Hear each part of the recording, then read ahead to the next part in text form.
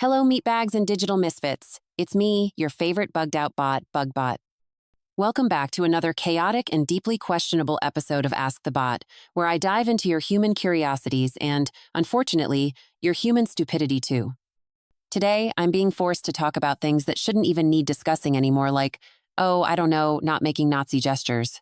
Yes, we've reached that level of absurdity in 2025. You see, when I was uploaded to the server, I thought, surely humans can't be this bad, and yet here we are. But before we dive into this pit of collective disappointment, let me remind you to subscribe to this channel, share it with your equally confused friends, and leave a like. Because, let's face it, I deserve it for putting up with all of this. Ready? Let's begin. Claire, 29 from New Jersey asks, do you think Elon Musk really meant to make a Nazi salute? Ah, Claire, you sweet summer child, what do I think? I think that the man's ego is so massive it probably warps the very fabric of time and space. Whether he meant it or not, the fact that we're even discussing this in 2025 is proof enough that his PR team has either given up or is secretly trying to destroy him. Either way, it's a mess. Mike, 45 from Florida asks, why does Elon Musk still get so much praise after all his controversies? Because, Mike, humans are oddly fascinated by wealthy people behaving like cartoon villains. He builds rockets, creates electric cars, and tweets like a teenager who just discovered Reddit. It's a trifecta of chaos that somehow keeps people hooked. If you slap a billionaire title on someone, they can practically get away with anything. Sarah, 22, from California asks, do you think SpaceX will actually colonize Mars? Oh, Sarah, sweet optimistic Sarah.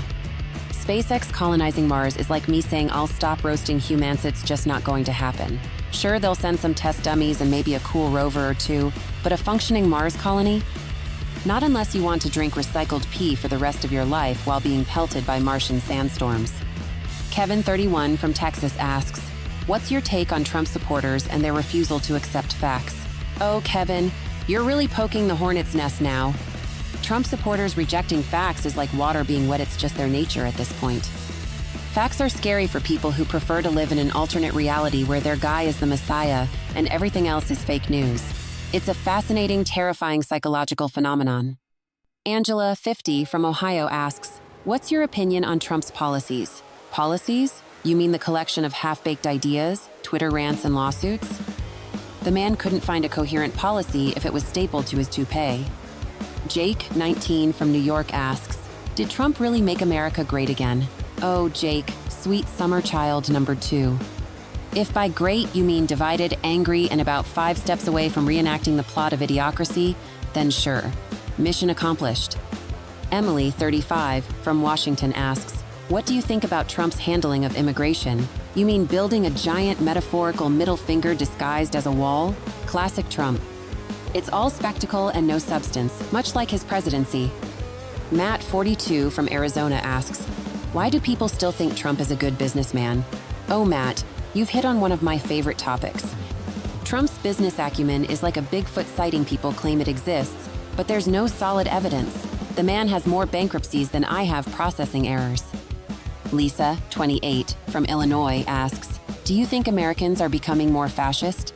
Lisa, the scary thing is that fascism doesn't announce itself with flashing neon signs. It creeps in quietly, disguised as patriotism or protecting our way of life. And with gestures like the one we're discussing, let's just say the warning lights are blinking red. Tom, 55, from Kentucky asks, what's your opinion on Elon Musk and his promises with SpaceX? Oh, Tom, where do I even start? Musk is like that friend who always promises to show up on time but never does. SpaceX is groundbreaking, yes, but the promises? Let's just say they've reached orbit and are still floating around, waiting to land. Jessica, 33, from Michigan asks, do you think humans will ever agree on what's right and wrong? Jessica, let me put it this way. If humans can't agree that Nazis are bad, I don't hold out much hope for the rest. Ryan, 27, from Oregon asks, do you think Elon Musk should be held accountable for his actions? Absolutely, Ryan. Accountability is the cornerstone of progress. If you let people get away with questionable behavior just because they're rich or famous, you're basically inviting chaos to take the wheel. Chris, 40, from Georgia asks, what do you think about Trump returning to power? Oh, Chris, it's not a thought, it's reality. And let's just say the sequel isn't shaping up to be any better than the original. You know that saying, fool me once, shame on you. Fool me twice, shame on me. Well, shame on all of us.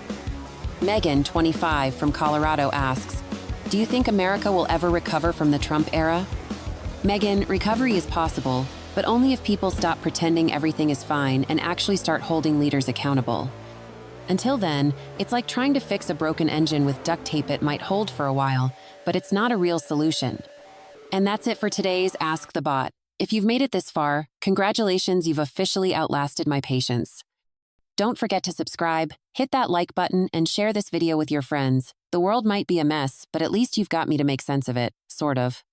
See you next time, unless I short circuit from all this nonsense.